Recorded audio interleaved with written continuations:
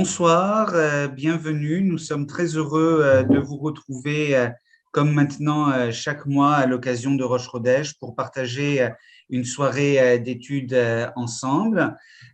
Comme d'habitude, avec ma collègue Sandra Jérusalemi, nous nous apercevons que nous avons toujours un panel extrêmement international. Aujourd'hui, entre New York, Genève et Aix-en-Provence. Et je suis sûr que pour les participants, c'est aussi un peu pareil. C'est l'une des réussites peut-être du monde de Zoom, d'arriver comme ça à réunir des gens qui ne pourraient pas se voir si nous étions dans une salle. Alors, Rosh Chodesh Adar, nous sommes heureux de le célébrer avec vous et vous l'avez entendu dans la chanson d'introduction choisie par Sandra. C'est un proverbe bien connu, Mishenichnas Adar Marbim Besimcha. Lorsqu'arrive le mois de Hadar, nous sommes censés être joyeux. Et j'aimerais rappeler d'où vient ce proverbe.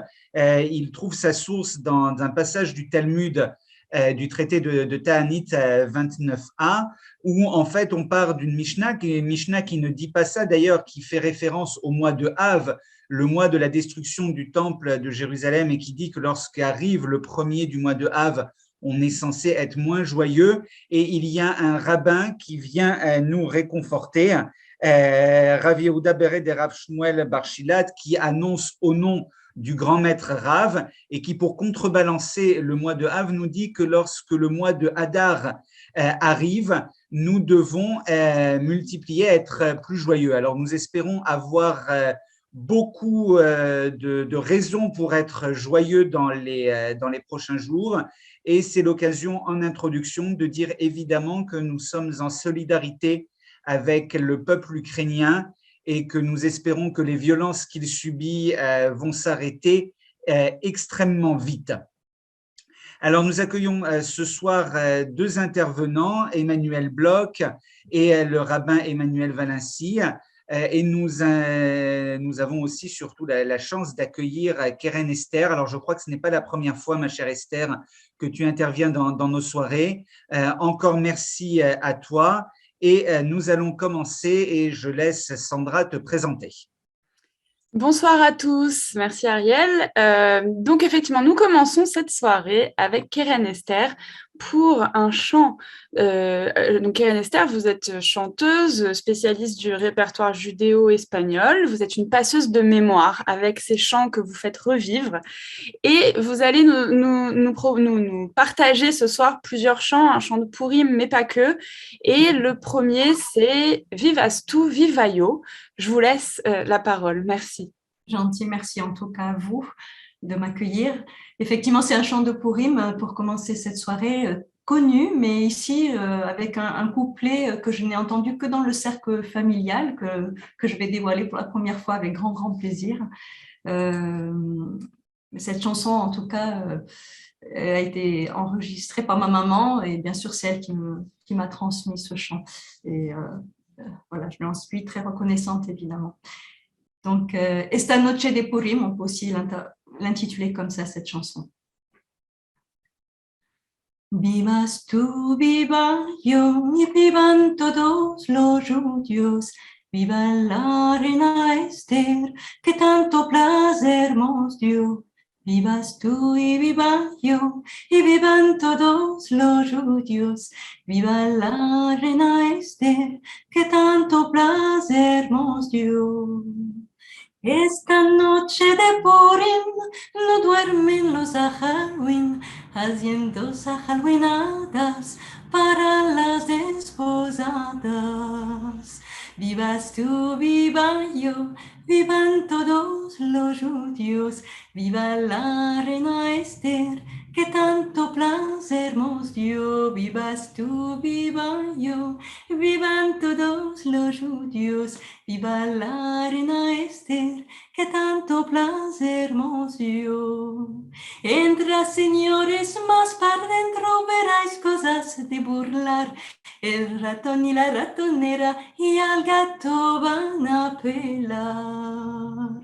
Vivas tú, viva yo, vivan todos los judíos, Viva la reina Esther, que tanto placer nos dio. Vivas tú, viva yo, vivan todos los judíos. Viva la reina Esther, que tanto placer nos dio.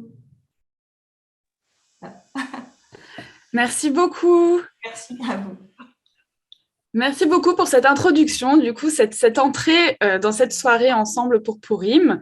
Et nous allons rentrer maintenant dans le cœur du sujet, finalement. On va commencer l'étude et avec notre premier intervenant, le rabbin Emmanuel Valency. Emmanuel Valency, vous êtes diplômé du séminaire israélite de France, vous avez été rabbin à Clermont-Ferrand, en Gironde, et aujourd'hui, vous êtes à Aix-en-Provence. Et c'est de Aix-en-Provence que vous nous parlez. Donc, on est à travers la France également. Et vous allez nous parler de l'année embolismique, puisque nous sommes à Rosh Chodesh Adar Bet. Donc, vous allez nous en dire plus sur ce que ça veut dire et ce que ça implique pour cette année et pour ce mois-ci. Merci, Emmanuel Valency. Merci à vous. Merci pour l'invitation pour cette conférence en ligne. C'est vrai que la magie de la technologie fait qu'on peut être dans les quatre coins de la Terre et pouvoir étudier tous ensemble. Alors, c'est bien parce que tout juste avant, donc, il a été cité ce passage de Ta'anit 29a, donc Keshem Shenichnas Av Memaitim Besimcha Bishenichnas Adar Marbim Besimcha, donc de la même manière que lorsqu'arrive le mois de Av, on réduit la joie, lorsqu'arrive le mois d'Adar, on l'augmente. Eh bien, cette année, on peut dire qu'on a une double ration de joie à travers le fait que nous avons donc 2 mois de Hadar. Et donc, on a à travers cela donc une double part également donc de joie. Cette joie qui est liée dans le mois de Hadar à l'idée que, eh bien, comme la fête de Pourim nous le laisse entendre, l'idée que, eh bien, le mauvais qui aurait dû avoir lieu avec le décret d'Aman s'est transformé en bon. Et donc, du fait que même le mauvais se transforme en bon, alors forcément, la joie augmente à travers cette idée-là. Alors, on va rentrer dans le vif du sujet tout de suite. Pourquoi, tout d'abord, eh bien, on a besoin de temps en temps de rajouter un 13e mois dans l'année. C'est vrai que c'est quelque chose qui peut paraître assez saugrenu. Quand on parle d'une année, on dit toujours une année, elle a 12 mois. Et là, on a un 13e mois qui vient de temps à autre jouer troubler un petit peu tout ce calendrier et faire en sorte que on sache plus trop ce qui se passe. Alors tout d'abord, pour bien comprendre, il faut comprendre déjà comment on fabrique, comment on crée, comment est agencé le calendrier juif. Le calendrier juif est un calendrier qui est basé sur les périodes lunaires. Alors, une période lunaire, ça veut dire que, tel que la Torah nous le dit, au chapitre 12 de l'Exode, ce mois sera pour vous le commencement des mois. Donc, à Chodesh Azé Yelachem Rosh Chodashim. Donc, le terme Chodesh, ce qui signifie mois, en hébreu signifie également renouveau. Et d'une certaine manière, et c'est ce que nous dira les commentateurs et les midrashim sur place, ils vont nous dire qu'en fait, Dieu a montré à Moïse le renouvellement de la lune. Et il lui a dit, à chaque fois que tu verras ce renouvellement de la lune, alors on change de mois. Donc, c'est donc ce moment-là précis, astronomique précis, qui fait que nous changeons de mois. Alors, ce qui fait que un cycle lunaire dure 29 jours et demi. Et donc, il peut y avoir de ce fait des mois avec, parce qu'on ne va pas rajouter un demi-jour, ce n'est pas possible, on va rajouter un jour entier. Donc, on va faire tantôt un mois de 30 jours, tantôt un mois de 29 jours, en fonction de l'observation, notamment, pour voir donc quand est-ce que cette nouvelle lune apparaît. Si on fait le calcul, tel qu'il est là, tel qu'il est fait, on va prendre 29 jours et 30, donc, en intercalant et en 29 jours, 30 jours et de manière voilà, de manière cyclique, comme ça, faire un mois de 29 jours, un mois de 30 jours, un mois de 29, 30, 29, 30, on arrive à la fin à un total de 354 jours. Donc, si on a 12 mois lunaires, on arrive donc à 354 jours. Or, on sait très bien qu'au niveau solaire, le calendrier, donc le calendrier commun, le calendrier grégorien tel que nous l'avons aujourd'hui, eh bien, c'est 365 jours, un quart. C'est pour ça que tous les 4 ans, on va rajouter une journée, supplémentaire dans le calendrier, le 29 février, pour pouvoir recaler par rapport au temps solaire. Donc, on a chaque année 11 jours de différence entre le calendrier lunaire et le calendrier solaire. Ce qui fait qu'au bout d'un certain temps, eh bien, les mois juifs vont être décalés dans le temps. Et on pourrait, si on laissait comme ceci, eh bien, avoir le mois de Nissan qui pourrait tomber au bout d'un moment en hiver. Et là, ça va poser des problèmes. Pourquoi? Parce que la Torah nous dit, donc dans le chapitre 16 de Devarim, Shamor et Chodesh à Aviv, garde le mois de Aviv. Aviv, c'est le printemps, le mois du printemps, Verasita Pessah. Et tu feras Pessah. Sous-entendu, Pessah doit toujours tomber au printemps. Ça signifie que le mois dans lequel tombe Pessah doit toujours tomber au printemps. Donc, le mois de Nissan doit toujours tomber pendant la période du printemps. Ce qui fait qu'au bout de 3 années, on va avoir donc les 11 premiers jours de manque donc de la première année, plus 11 jours de la deuxième année, plus 11 jours de la troisième année, ça fait 33 jours. Et donc, à ce moment-là, environ tous les 3 ans, on va rajouter un mois et ce mois va être rajouté pour rattraper le temps perdu par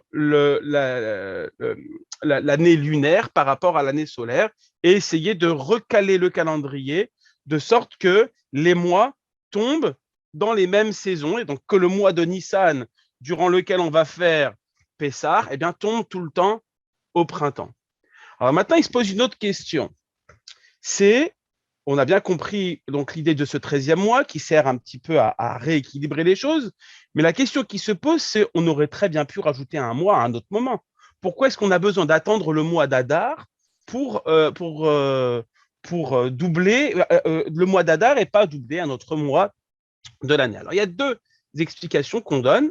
La première est une explication d'ordre biblique, puisque dans la Torah, enfin pas dans la Torah, plutôt dans le récit de la reine Esther, de la Megillat Esther, il est dit au chapitre 3, verset 7, là-bas il est marqué, donc que lorsque Haman va tirer au sort, va choisir le jour où il va vouloir détruire le peuple juif, il va regarder de mois en mois et il va tomber jusqu'au 12e mois qui est le mois d'Adar. Voilà ce que nous dit donc le verset là-bas. Le mois d'Adar est appelé le 12e mois, sachant que dans la Bible, le premier mois de l'année, c'est le mois de Nissan. Donc, de cette explication et de ce verset, on en conclut que le 12e mois de l'année doit toujours être le mois d'Adar. Quelle que soit l'année, il faut qu'on s'arrange pour que le 12e mois de l'année s'appelle le mois d'Adar. La seule façon d'arriver à cela, c'est de rajouter un deuxième mois d'Adar. Donc, on aurait le 12e mois qui s'appelle Adar et le 13e mois qui s'appellera Adar aussi. Et le mois suivant, c'est le mois de Nissan qui deviendrait le premier mois et on n'aurait pas de problème et de problème vis-à-vis de ce verset. Donc ça, c'est la première explication qui peut être donnée.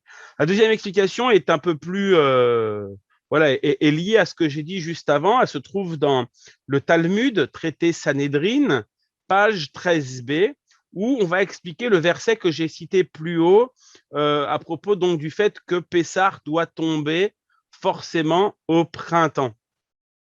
Donc, comment ça se passait? Eh bien, on attendait le plus tard possible pour décider si c'était réellement le printemps.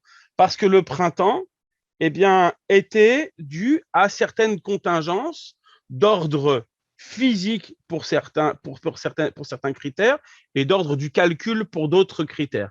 Mais en tout cas, en ce qui concerne les choses physiques, eh bien, forcément, il fallait attendre le dernier moment pour s'assurer, par exemple, de la maturité des céréales, on va y revenir tout de suite, ou du fait que les arbres fleurissent, qui sont des signes que le printemps arrive. C'est sûr que si on arrive à la fin du mois d'Adar et que aucun arbre n'a encore fleuri, alors à ce moment-là, évidemment, on va rajouter un mois supplémentaire pour laisser le temps à cette nature de pouvoir se réveiller et de faire en sorte que, eh bien, dans le milieu dans lequel je me trouve ressemble à un milieu printanier pour pouvoir fêter comme il se doit la fête de Pessah.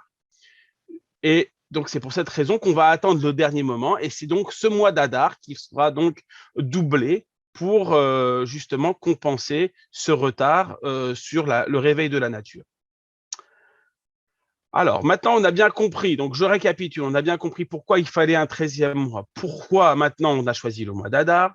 Il reste à savoir comment on faisait pour décider qu'une année était donc embolismique, une année embolismique étant une année ayant de 13 mois, contrairement à une année normale, une année régulière, qui, elle, contient 12 mois. Donc, l'année embolismique, il y a deux façons. Il y avait l'époque du Temple, tout d'abord, et après, on verra l'époque d'aujourd'hui. À l'époque du Temple, il faut savoir que le calendrier était fixé selon l'observation et le témoignage.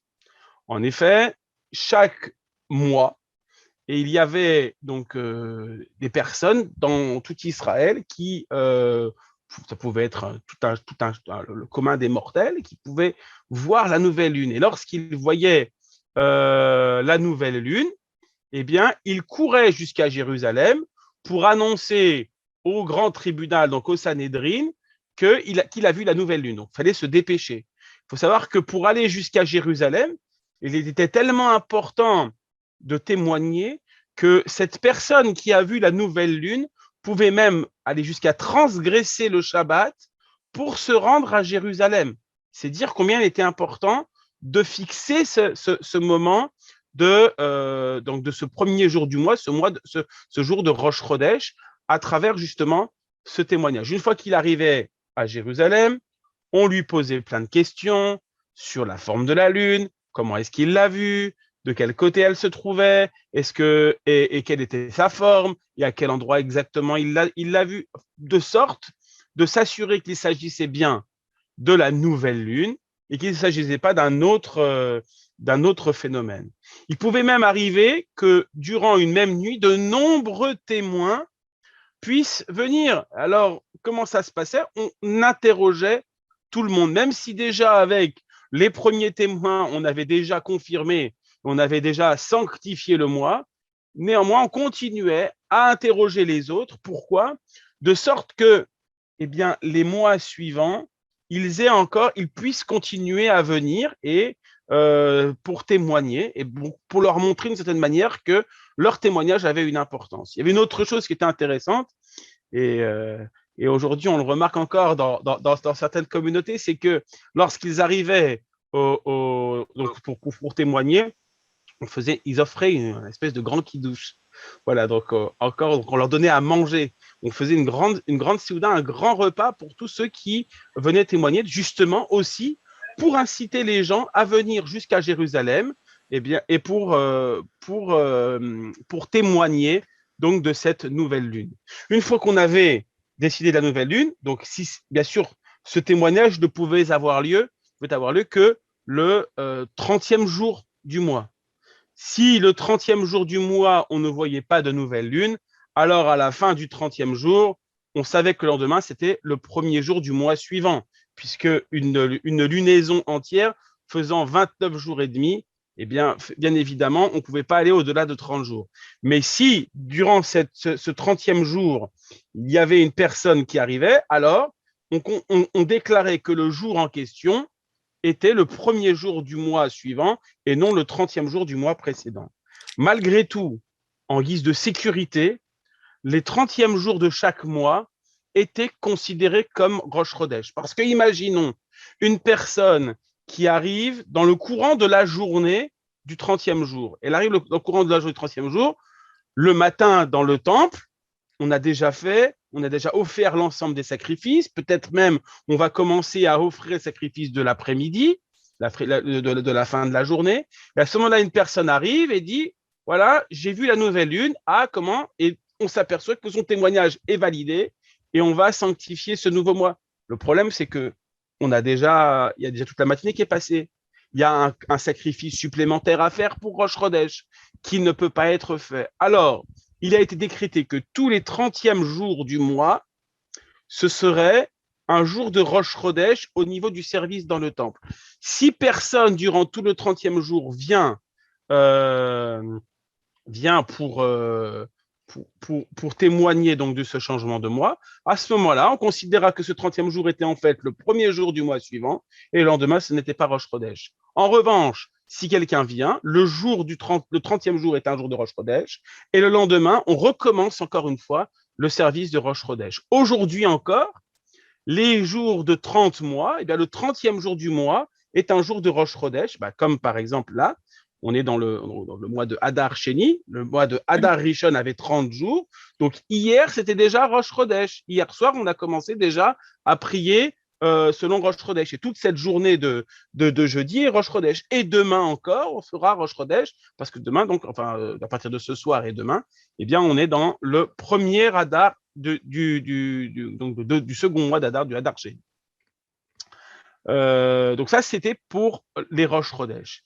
Maintenant, en ce qui concerne le mois supplémentaire, eh bien, c'était également par l'observation, mais une observation un peu différente parce que ici, on réunissait 10 sages, donc c'était un Bédine spécial. Dans les 10 sages, on nous dit, alors c'est un petit peu flou, il y avait des vrais connaisseurs de l'astronomie, mais il y avait aussi des sages un peu moins sages qu'on faisait venir, mais qui en fait n'avaient pas forcément droit à la parole. Ils étaient là plus pour assister, plus pour regarder comment ça se passait, peut-être, certainement, pour qu'un jour, eh bien, ils puissent prendre le relais à leur tour et devenir donc de plus en plus sages, on va dire, et être validés pour pouvoir décréter d'un mois supplémentaire. Ces 10 sages se rassemblaient dans une pièce verrouillée et ils discutaient durant toute la nuit. Au milieu de la nuit, ils rendaient leur verdict. Est-ce que vous êtes d'accord pour que nous rajoutions un mois supplémentaire? Donc, cela, ça se passait durant le mois de Hadar Rishon. Oui ou non? Et ce qui se passait, donc c'est un midrash, donc dans le midrash Rabbah, sur le verset qui nous dit ce mois sera pour vous le commencement des mois. Donc ce midrash là-bas nous dit que au moment où tous les sages acceptaient l'idée de rajouter un mois supplémentaire, il y a le rayon du jour, le premier rayon de lumière qui venait éclairer la pièce. D'une certaine manière, on voyait ici le signe de l'acceptation de ce nouveau mois par Dieu lui-même. Voilà, voilà, donc un côté très joli dans ce midrash. On n'a pas le temps de le voir en entier. Alors, de manière générale, on fixait ce nouveau mois selon 3 critères. Premier critère, c'était par le calcul. On faisait le calcul, on regardait quand est-ce que tombait l'équinoxe de printemps. Si l'équinoxe de printemps tombait dans un jour avant Pessah, avant le 14 Nissan, à ce moment-là, il n'y avait rien à faire. En revanche, si on voyait que cet équinoxe tombait après le 14 Nissan, dans ce cas-là, on n'allait pas plus loin, on ne cherchait pas plus loin, et à cette époque-là, on rajoutait un mois supplémentaire pour faire en sorte que ce jour d'équinoxe, qu'on appelle la Tekoufa de Nissan, tombe avant le début de Pessah. Si maintenant, on est dans un cas où la Tekoufa de Nissan tombe avant Pessah, on va quand même regarder d'autres critères. Les 2 autres critères que l'on regardait systématiquement, c'était tout d'abord la maturité céréalière au niveau de l'orge, puisque au lendemain du premier jour de Pessah, on devait offrir au temple un homer, donc une mesure d'orge, et si l'orge n'était pas arrivée à maturité, cela posait un problème. Donc, en raison de la non-maturité de l'orge, ou du retard de l'orge, on rajoutait un mois supplémentaire. Deuxième chose qui était utilisée, c'était la floraison des arbres. En effet, la floraison des arbres est le signe que le printemps est arrivé. la floraison est arrivée.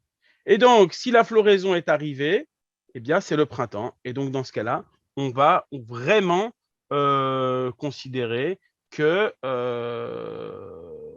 n'y a pas besoin de rajouter un mois supplémentaire. S'il n'y a pas la floraison des arbres, à ce moment-là, et on rajoutait un mois supplémentaire. Également, il était possible de rendre une année embolismique pour d'autres raisons d'ordre tout à fait matériel, notamment par rapport à la réparation des routes pour se rendre à Jérusalem, pour éviter aux pèlerins de se mettre en danger, à cause notamment des pluies abondantes où il y a eu du retard dans cette réparation. Voilà quelques critères qui pouvaient aussi être mis en avant pour rendre une année embolismique. En tout cas, la décision était prise par 10 sages chaque année, et après, on enseignait à tout le monde et on le faisait savoir tout autour de nous. Aujourd'hui, c'est un peu différent parce qu'aujourd'hui, le calendrier, depuis le IVe siècle, avec Hillel II, eh bien, est passé sur un système de calcul et on va utiliser ce qu'on appelle le cycle métonique de la Lune. Le cycle métonique, c'est quoi? C'est une découverte qui est attribuée à Méton, qui est un astronome grec, qui a remarqué que sur 19 années solaires, il y avait exactement 235 lunaisons. Superbe. Voilà. Donc, une fois qu'il a fait donc, à quelques heures près, hein, en réalité, à quelques heures près, on est à 2 heures près, c'est exactement, on arrive sur 19 années. Donc, si maintenant, on calcule 19 années, on multiplie par 12, eh bien, ça fait 228 mois. Il reste donc 7 lunaisons, voilà, 7 lunaisons en plus à pouvoir placer dans ce cycle de 19 ans. Et ces 7 mois donc, vont rendre les années correspondantes en tant qu'années embolismiques. En hébreu, je ne l'ai pas donné en hébreu le terme, ça s'appelle Shana Meuberet.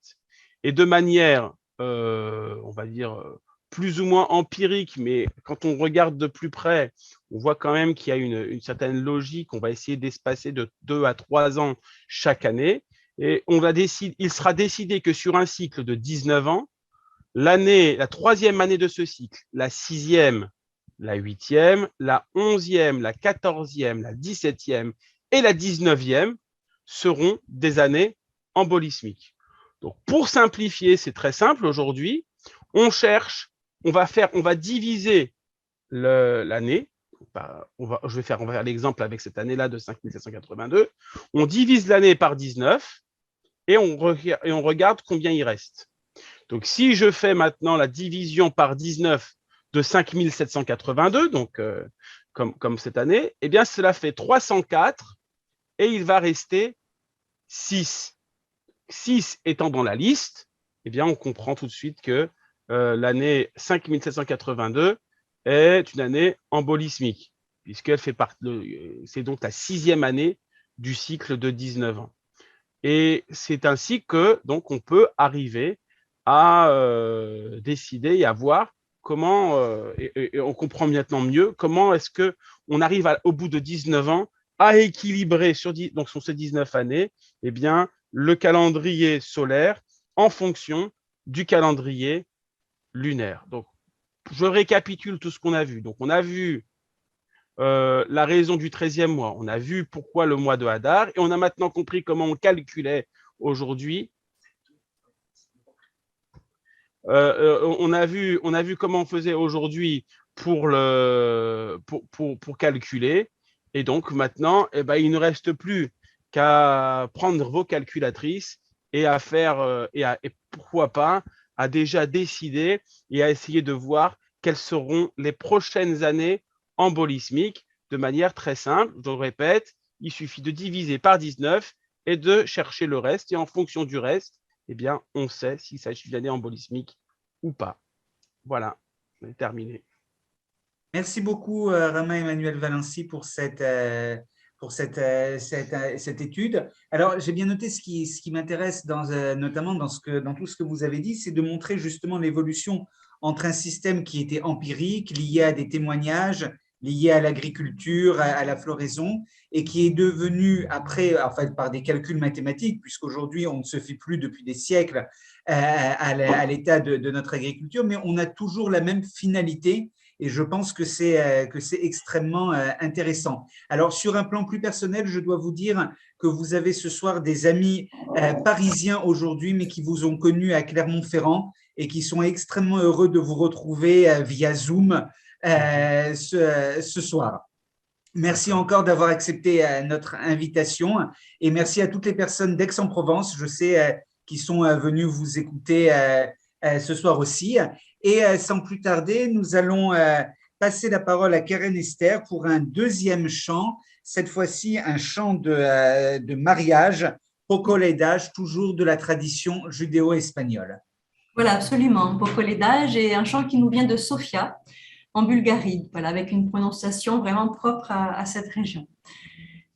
Alors évidemment, elle est issue, cette chanson, enfin, on la trouve dans le dernier album que j'ai pu réaliser, orchestré bien sûr, mais avec le Zoom, c'est un peu plus compliqué d'avoir les instruments avec moi, mais en tout cas, sachez que c'est un grand plaisir de les chanter a cappella, ces chansons, et j'espère que ce plaisir, vous le ressentirez aussi. Voilà.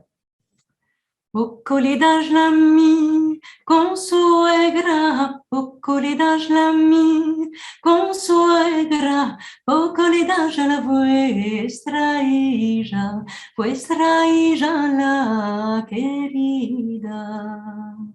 Le daré siete vestidos, le daré siete vestidos, uno que se troque cada día, uno que se troque cada día. Poco le das la mi consuegra, poco le das la mi consuegra, poco le das a la vuestra hija la querida.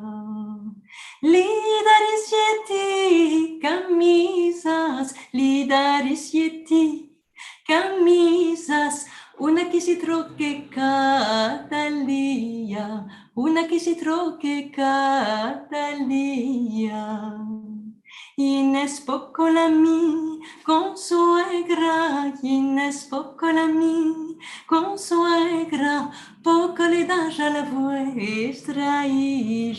vuestra hija la querida.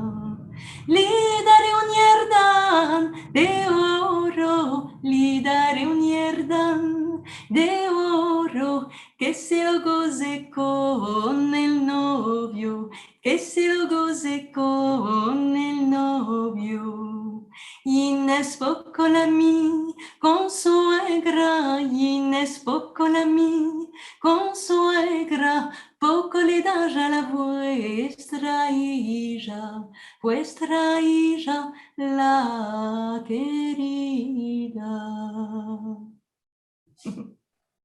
Voilà. Merci beaucoup Esther, merci, c'est absolument magnifique. Nous vous retrouverons évidemment en fin de soirée, mais nous allons maintenant passer la parole à Emmanuel Bloch. Emmanuel qui est un habitué désormais de nos soirées en direct de New York. Vous êtes docteur en philosophie de la Halakha, on vous connaît depuis de nombreuses années, si j'ose rappeler le site sheela.org ou le blog Moderne Orthodoxe, et vous êtes à la fois l'une des voix exigeante et originale du judaïsme francophone. Nous sommes toujours très heureux de vous accueillir en espérant que ça sera bientôt en présentiel, peut-être avec le SNEJ à Paris, sait-on jamais. Mais en tout cas, bienvenue ce soir. Et là, nous allons entrer avec vous dans la fête de Purim, puisque vous allez vous intéresser au personnage de Mordechai, de Mardoché, et vous avez intitulé votre intervention « Quelle mouche a piqué Mordechai ?» pour expliquer finalement une double lecture de la manière dont Mordechai se conduit à l'égard de Haman. Nous sommes toujours très heureux de vous entendre et impatients d'avoir cette double lecture originale. Oui, merci beaucoup Ariel et merci beaucoup Sandra. Bonsoir tout le monde, merci de l'invitation, c'est toujours un plaisir. Aujourd'hui, ma présentation va commencer, alors, une fois n'est pas coutume, par une référence à ce remarquable chef-d'œuvre de créativité humaine qu'est Peppa Pig.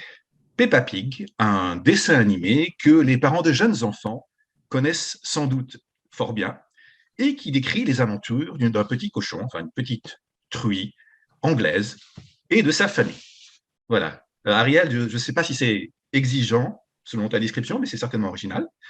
Dans un épisode, Peppa rend visite à Buckingham Palace et comme le veut l'étiquette, Peppa fait une courbette pour saluer la reine d'Angleterre. Et jusqu'à présent, le rapport avec Pourim n'est pas tout à fait évident, je l'admets volontiers. Mais ce qui est intéressant, c'est que ma fille, qui avait 5 ans à l'époque, et qui regardait l'épisode, m'a posé la question de savoir si une petite fille juive aurait le droit de se comporter ainsi. Ou n'importe quel juif, ou juive en fait, même adulte, est-ce qu'une personne de religion juive a le droit de s'incliner ou de se prosterner devant un roi, devant une reine, devant un dirigeant humain? Et la réponse, après vérification, dans la tradition rabbinique, c'est-à-dire dans la halakha, dans la loi juive, il n'y a aucun problème. Tant que le comportement en question représente un signe de respect envers la personne qui incarne le pouvoir politique, donc il ne s'agit pas d'un acte religieux, il n'y a aucun problème. Par contre, se prosterner en signe d'adoration devant une statue, devant une idole, ou d'ailleurs tout autre acte de nature religieuse devant une idole, tombe sous le coup de l'interdiction de la avoda zara, de l'idolâtrie.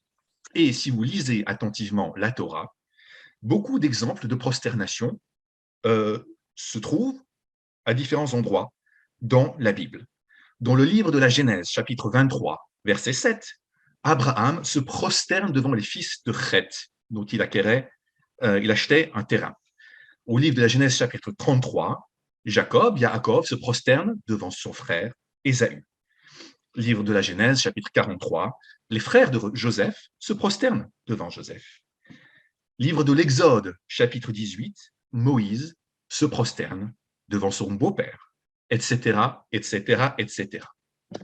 L'acte de se prosterner en signe de respect était quelque chose qui se faisait dans la culture de l'époque et qui n'était pas considéré comme un acte religieux. Et pourtant, relativement au début du livre d'Esther, au chapitre 3, verset 1, nous lisons que le roi Assuérus, Achashvérosh, élève un certain Haman au poste de grand vizir. Et devant lui, tout le monde doit se prosterner. Mais Mordechai, un courtier juif à la cour du roi Assuérus, refuse de se conformer, provoquant la surprise générale des autres officiels de la cour. Je lis le texte du chapitre 3. Après ces choses, le roi Assuérus fit monter au pouvoir Haman, fils d'Amedata le Hagagite. Il l'éleva en dignité et plaça son siège au-dessus de tous les chefs qui étaient auprès de lui. Tous les serviteurs du roi, qui se tenaient à la porte du roi, fléchissaient le genou et se prosternaient devant Haman, car tel était l'ordre du roi à son égard. Mais Mardochée ne fléchissait point le genou et ne se prosternait point. Et les serviteurs du roi qui se tenaient à la porte du roi dirent à Mordechai, « Pourquoi transgresses-tu l'ordre du roi ?» Comme il lui répétait chaque jour et qu'il ne les écoutait pas, ils en firent rapport à Haman pour voir si Mordechai persisterait dans sa résolution, car il leur avait dit qu'il était juif. La suite de cette histoire, je pense que vous la connaissez tous. Mordechai s'entête dans son refus, cela entraîne la colère et même un déchaînement de haine de la part de Haman, et tout le récit du livre d'Esther, de la Megillat Esther, c'est une tentative de mettre en place une solution finale avant la lettre, l'extermination de tous les Juifs. Tout cela se met en place ensuite de ce refus de Mordechai de se prosterner devant Haman. Ce geste, ce refus, n'est expliqué nulle part dans le texte. Pourquoi Mordechai a-t-il refusé? Les commentateurs ont noté avec perplexité ce refus. Ils ont exploré 2 voies distinctes pour y répondre. Une première approche que j'appellerais l'approche religieuse et la deuxième approche qui sera l'approche plutôt politique. En filigrane, plus qu'une question et une réponse à un problème de texte bien local, ce sont 2 lectures de la Megillah qui sont proposées, 2 visions des enjeux du livre d'Esther que je voudrais retracer à gros traits avec vous ce soir. Et ensuite, dans ma conclusion, je voudrais tenter de dégager un message plus contemporain. L'approche religieuse, c'est la première approche. Si vous lisez avec attention le texte du chapitre 3 et que vous êtes sensible aux associations sémantiques, une expression doit attirer votre attention. V'chol havdei hamelech asher b'shar hamelech korim u'mishtachavim lehaman. Il ne s'agit pas d'une simple courbette, ni même d'une simple prosternation. Korea u'mishtachabé. Se pencher et se prosterner, ces deux mots sont utilisés dans la Bible, dans le Tanakh, exclusivement dans le contexte d'une référence à Dieu. Lorsqu'on se prosterne dans un contexte religieux. Vous pouvez le voir au psaume 95 ou même dans la prière de Aleinu le Shabbat. Tout le monde se prosterne devant Dieu. C'est une prosternation religieuse. Et sur cette base, une bonne partie du sage du Midrash ont vu un contexte d'idolâtrie. Si Mordechai refuse, c'est parce qu'il y a un problème de Avodah Zarah, ce qui correspond bien à notre halakha, le point de départ. C'est ce que dit le Midrash dans Esther Rabbah 7, et c'est ce que dit le Midrash dans le Pirkei des Rabbi Eliezer, chapitre 50.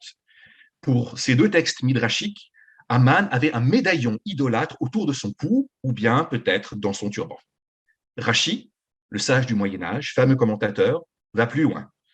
Dans Megillah 19a, il dit que Haman se présentait lui-même comme une forme de déité. Je ne sais pas pourquoi Rashi ne s'est pas contenté du Midrash. J'avais cette question dans ma préparation, je n'ai pas trouvé de réponse.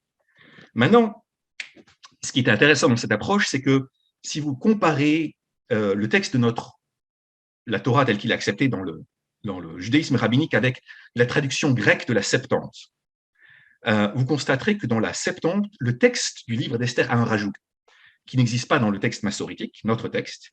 Et dans ce texte, Mordechai dit à Dieu, alors je traduis, donc Dieu, tu sais que ce n'est pas parce que je suis insolent, parce que je suis orgueilleux ou parce que je veux ma gloire personnelle que j'ai refusé de me prosterner devant Aman, j'aurais embrassé la poussière de ses pieds si j'avais pu sauver Israël. La seule chose que je ne voulais pas, c'était mettre une gloire humaine au-dessus de la gloire de Dieu. La seule fois où je me prosterne, c'est devant Dieu parce que tu es mon Seigneur. Et voilà, tout ceci n'a pas... je me prosterne seulement devant Dieu. Traduction du grec. Sous la haute surveillance de Ariel Danan. Et d'autres textes, le Targum Chéni, qui est une traduction araméenne, dit plus ou moins la même chose. Mordechai refuse de se prosterner devant Aman parce qu'il ne veut se prosterner que devant Dieu. Dans ces textes alternatifs, qui ne sont pas nos textes, notre texte de la Torah, mais les textes alternatifs du livre d'Esther, le fait même de se prosterner devant un être humain forme un problème de Avodah Zarah, d'idolâtrie. C'est la même intuition herméneutique que la tradition rabbinique. Aman refuse de faire un acte idolâtre, mais il y a une différence qui tient au fait que la halakha, la loi juive, n'avait pas encore été fixée ou n'avait pas été acceptée dans ce sens-là. Le judaïsme rabbinique, lui, est obligé d'interpréter l'action de Mordechai comme étant correspondant à un médaillon idolâtre porté par Aman. Ça, c'est l'intuition numéro 1, qui est une approche religieuse. L'approche politique, la deuxième vision, prend aussi son point de départ sur un indice textuel subtil. Mordechai, Mardoché, est appelé dans le texte Ha-Yehudi, le juif. C'est bizarre. C'est bizarre parce que Yehudi signifie à la base membre de la tribu de Yehuda, un judéen. Et Mordechai n'était pas un membre de cette tribu, il faisait partie de la tribu de Benjamin. Il est un descendant du roi Saoul, Ish Yemini, dit le texte. Et donc, si Mordechai est appelé par le livre d'Esther un Yehudi, c'est que le mot Yehudi prend ici, pour la première fois, son sens diasporique, un membre du peuple juif. Mordechai ha-Yehudi, Mordechai est le juif par excellence, le représentant de son peuple. Haman, au contraire, est présenté comme un descendant du roi Agag, donc un descendant de la famille royale d'un peuple qui est le peuple d'Amalek, les ennemis jurés des Israélites depuis les temps bibliques. Et le texte d'Esther continue en décrivant Haman comme Sror HaYehudim, l'ennemi des Juifs. Déjà, chapitre 3, verset 10, tout de suite après ce premier clash entre Haman et Mordechai, Haman est Sror HaYehudim, il est l'ennemi de tous les Juifs. Et le conflit entre Haman et Mordechai n'est plus un conflit religieux. Dans cette optique, il est perçu comme une instantiation d'une bataille bien plus vaste entre les Juifs et leurs ennemis mortels, leurs ennemis éternels, Amalek. Cette deuxième option a également été explorée par la tradition rabbinique. Pour les rabbins, il y a une connexion évidente entre Purim et Amalek. La lecture de la Torah que nous faisons le jour de Purim, celle que nous faisons même le Shabbat avant Purim, parle des batailles entre les Hébreux et Amalek. Donc dans le livre de l'Exode, chapitre 17, ou dans le livre du Deutéronome, chapitre 25, même la Haftara relate la guerre entre le roi Shaoul et Amalek. Le Midrash aussi, Esther Rabbah, note qu'il y a une connexion textuelle entre le verset qui parle d'Amalek en disant « Zror et asher asa lecha Amalek » « Souviens-toi de ce que tu as fait, Amalek asher karecha baterer » qui t'a refroidi sur le chemin, et Mordechai qui dit à Esther Kol asher karaou, tu raconteras tout ce qui s'est passé. Karaou, karecha, il y a le même mot qui est utilisé dans le livre d'Esther et dans la Torah quand elle parle d'Amalek. Les deux récits sont connectés pour la Torah. Et dans ce contexte, le refus de Mordechai de se prosterner est un acte à portée politique. Il s'inscrit dans un vaste fresque historique, mais c'est un acte politique.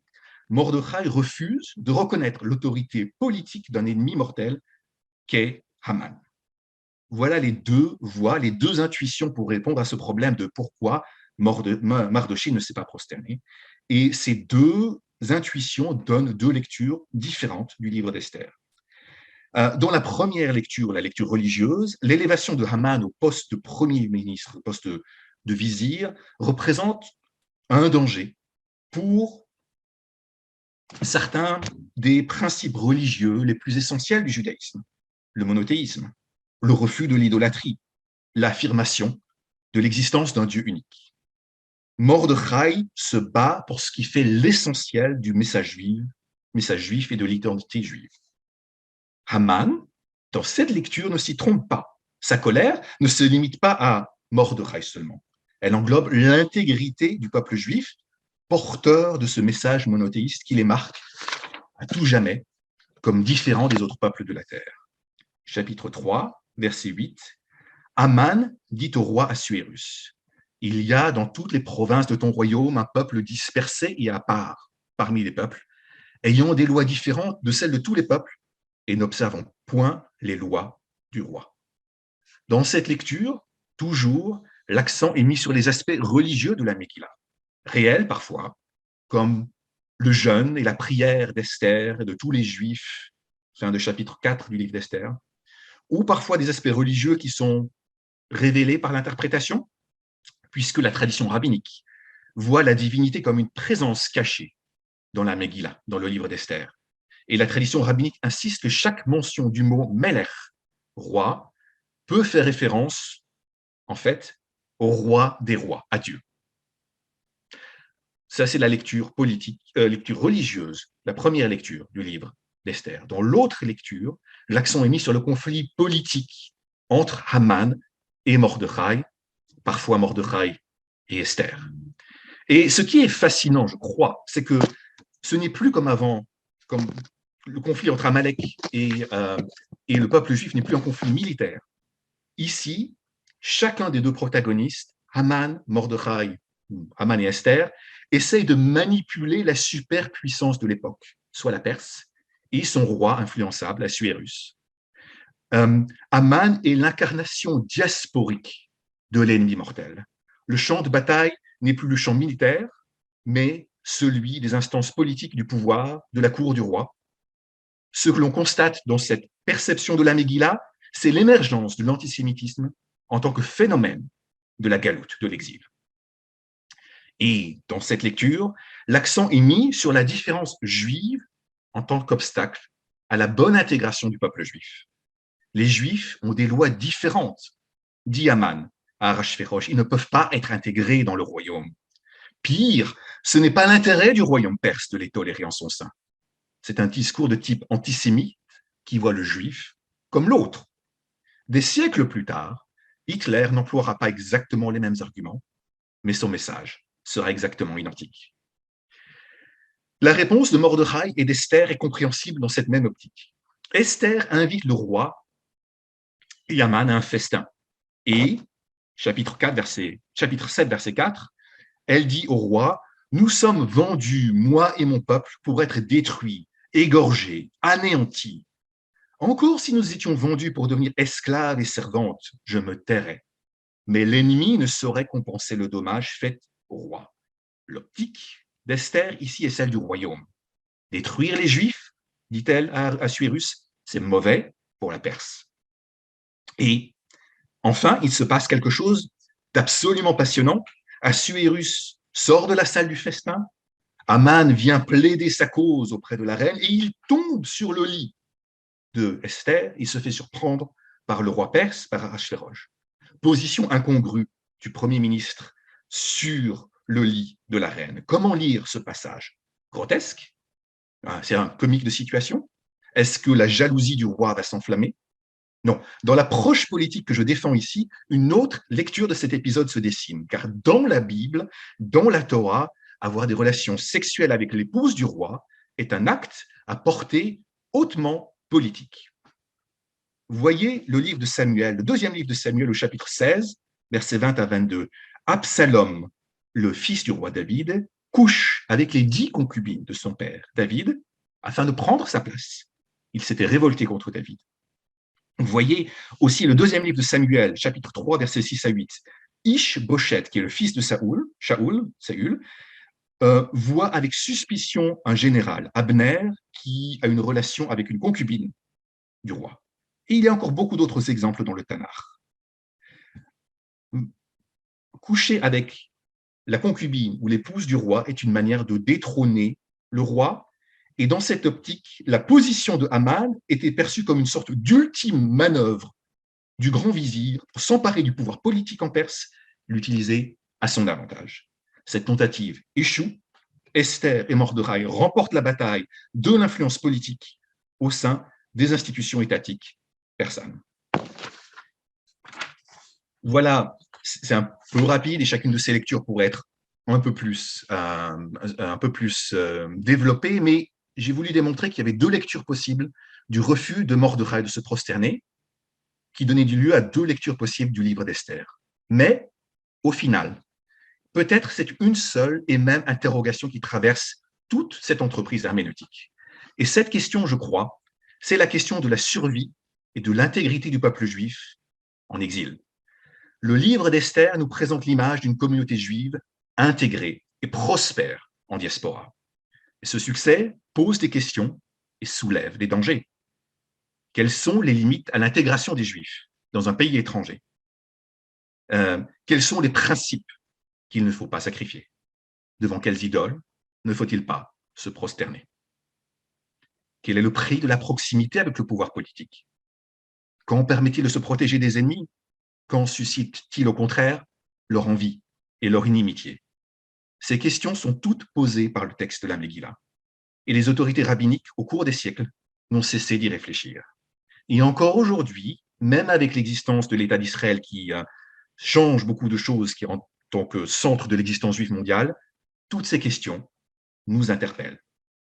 Mordechai a refusé de se prosterner devant Haman et sert ainsi d'appel, d'éveil au judaïsme de Perse. On peut être acculturé, à l'aise dans un pays de diaspora, mais il faut rester conscient de ne pas trop dériver de l'héritage juif sous peine de se retrouver assujetti, sujet à, non pas au roi, non pas à Dieu, mais à des antisémites, à des ennemis et à des gens qui veulent notre destruction. Merci beaucoup de votre écoute. Merci beaucoup, Emmanuel, pour cette lecture, du coup, cette double lecture et cette mise en application, cette réflexion sur le monde dans lequel on vit et les dangers qui nous entourent, pour en tout cas se protéger à l'avenir. On va entamer la fin de cette soirée avec le dernier chant de Keren Esther. Je pense que pendant le dernier chant, vous pouvez encore poser des questions pour éventuellement les prendre à la fin. Keren Esther, le dernier chant va être Tres Clavinas, qui est un chant joyeux de mariage. Et je pense qu'il faut préciser que toutes ces chansons sont tirées de votre nouvel album qui vient de sortir, qui s'appelle Soleil Mandarine. Et c'est qu'on l'on voit ici, qui est un album qui mêle chansons traditionnelles et compositions originales, vos compositions originales. Voilà. Et peut-être nous dire quelques mots sur cet album et sur cette chanson que vous allez nous chanter. Avec grand plaisir. Alors, le fil conducteur de cet album, c'est le soleil. C'est pour ça qu'il s'appelle Soleil Mandarine. C'est le soleil de toutes les terres qui composent mon histoire, à savoir le Maroc, l'Espagne, mais aussi le sud de la France où je suis née. Et j'avais vraiment envie de faire une place à ce soleil dans ces temps qui ont été si difficiles.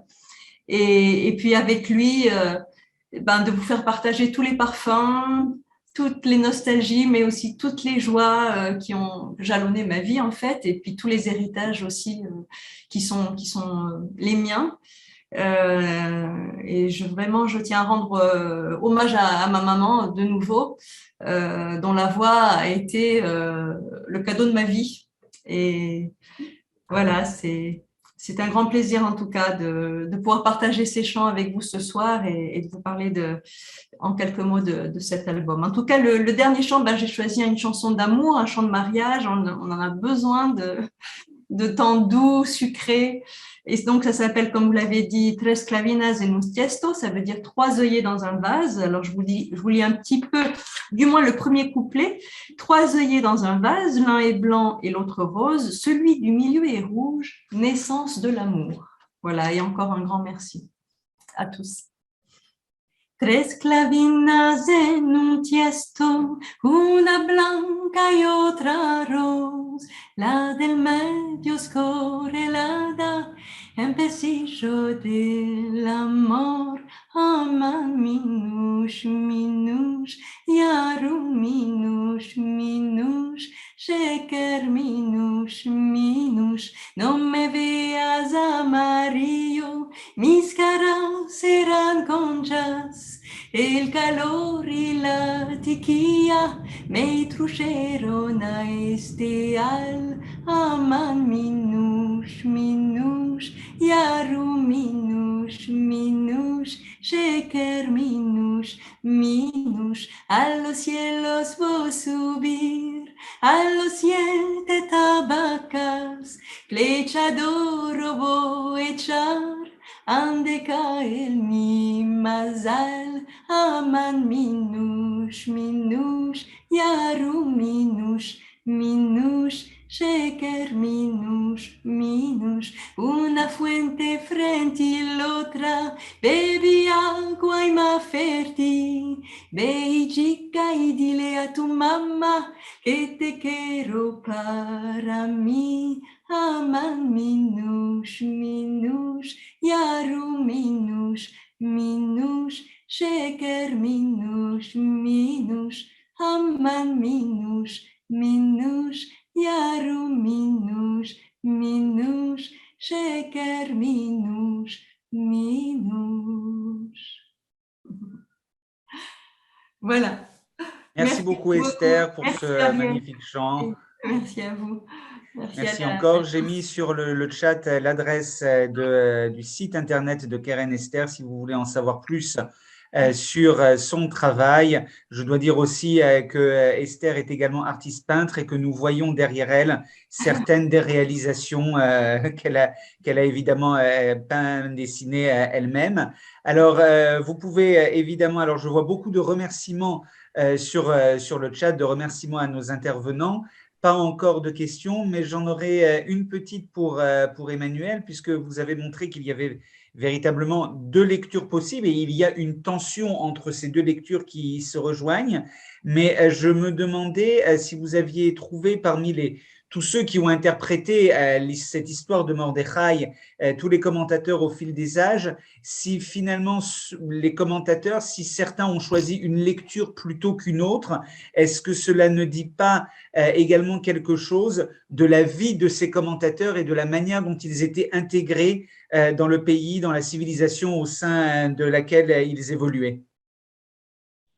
Alors, oui, je pense que c'est complètement vrai. Je pense que, maintenant, ce serait une étude qui nous amènerait beaucoup plus loin, mais je pense que les petites nuances entre, par exemple, la traduction de la Septante ou la traduction araméenne qu'on appelle le Targum Sheni sont complètement explicables par l'audience que ces textes avaient et le public qui allait lire ces livres, dans quelle mesure la situation de la communauté en diaspora était plutôt réussie, la communauté était intégrée, ne vivait pas de danger, ou bien au contraire subissait des discriminations.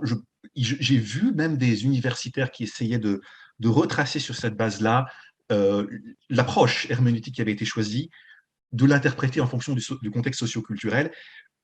Comme ça, sur un pied, je ne suis pas capable d'expliquer dans tous les détails, je n'ai pas creusé cet aspect-là, mais cette question que tu poses, Ariel, est absolument traitée par d'autres personnes et est considérée comme une manière de comprendre le texte et l'approche choisie par chaque commentateur dans son approche du texte.